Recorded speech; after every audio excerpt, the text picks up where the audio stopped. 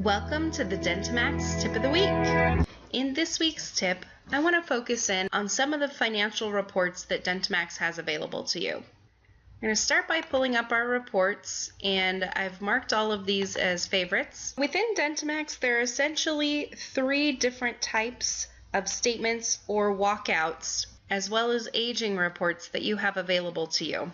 If you notice, you'll see the word anticipated quite a bit. We also have responsibility and standard as well. These 3 different types of statements will show you different numbers for the patient's account. So essentially, you'll need to decide which type of statement or report is best suited for the type of practice that you're running. Once you've decided that, I recommend you go ahead and add that to your favorites list. Let's go ahead and start with the walkout. The walkout statement is typically given to the patient on their way out the door from your office on the day that their visit occurred. Under walkout, once again, we have anticipated, responsibility, and standard. Each option of report also has a family option. The ones that are not marked as family are specific to one patient only. The family option is going to show you everyone linked up under that one account as a whole. The nice thing about the family report as well is that if we look at this sample report, you will see that it will display whose name is linked to that service code item also. So going back here, just to lay out what the different types of reports are. And when I say type, I'm specifically referring to the word anticipated, responsibility, or standard. The standard walkout is best used when a patient has no insurance or are self-pay patients, or if you just want to reflect the total balance on the account. If we go ahead and print preview the standard walkout, and I'll go ahead and choose my cash patient, Dr. Huber. We'll pull up his walkout statement, and you'll notice the statement date up here at the top, as well as his chart number. Then it has his name and address, and then it has his name here and the procedure completed. You'll notice that there's no date listed, and that is because the walkout statement is to be used on the day of their visit. So the day of their visit is going to be listed up here at the top.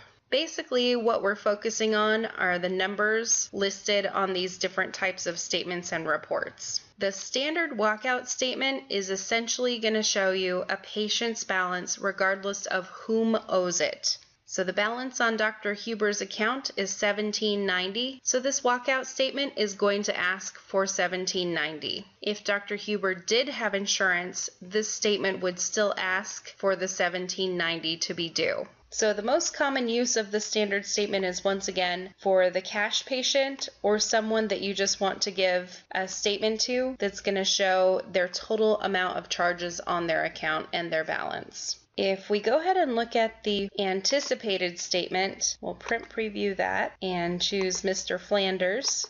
The anticipated statement is going to take into account what the insurance is expected to pay based on the insurance plan details such as the coverage table, the maximum benefits, if the deductible has been met, etc.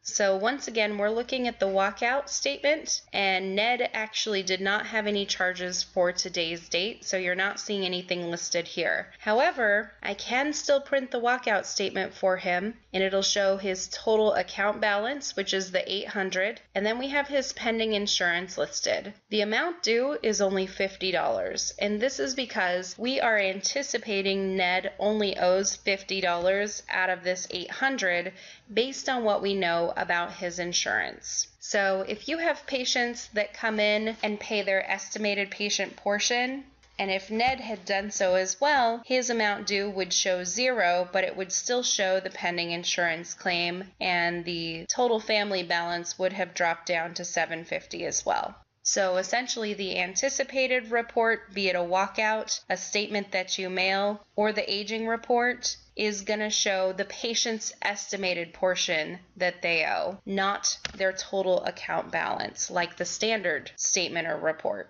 Lastly, let's go ahead and look at our responsibility walkout. If we print preview this, I will pull up Mr. Homer Simpson. Take a look at that walkout statement. Today's charges was for an occlusal guard, and we billed out $150 to his account for that. The amount due based on the responsibility statement for today's visit is 0. The responsibility statement is going to remove any pending claims out of the equation when asking for a total amount due. So prior to today, Homer had a balance forward of $40. If we include that in today's charges, we have a total family balance of $190. The $40 already has claims attached that have been closed, and a partial payment had previously been made of $10. Therefore, the balance that this statement is asking for is only $30 because any of the pending insurance is removed from this equation, unlike the anticipated statement. If we had run an anticipated statement, it would have shown today's charges with an amount due if this procedure code was not covered at 100%. The responsibility is only asking what the computer knows for a fact that the patient owes at this moment instead of anticipating what their balance might be. Those are essentially the 3 different types of statements and reports we have in the computer. So aside from the walkout, the other places you'll see these 3 different types occur would be in the regular monthly statement that you send out and also the patient aging reports. So once again, we have anticipated, responsibility, and standard. You also have the option to run it by family instead of per patient if you prefer to look at this report as a whole rather than scrolling through patients individually. So you can see how it's critical to understand these different 3 types of statements available to you and decide which type of statement is going to work best for your practice and suit your needs. Some offices prefer to bill after the insurance has cleared, which would be the responsibility statement. Some offices prefer to ask for the estimated patient portion as soon as the service is completed, which would be the anticipated statement. And other offices maybe don't deal in insurances as much, or perhaps you just want the patient to know this is the balance on your account, and should the insurance not cover it, this is what you'll owe if you're not contracted with any insurance company.